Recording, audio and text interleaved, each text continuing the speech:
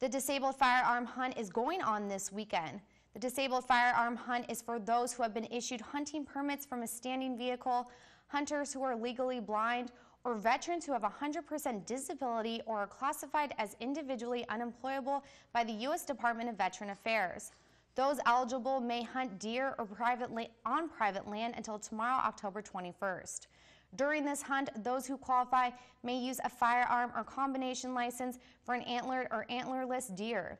Disabled hunters may also use a deer management assistant permit to take one antlerless deer only on the property for which it was issued. Archery and junior archery deer licenses cannot be used for this hunt.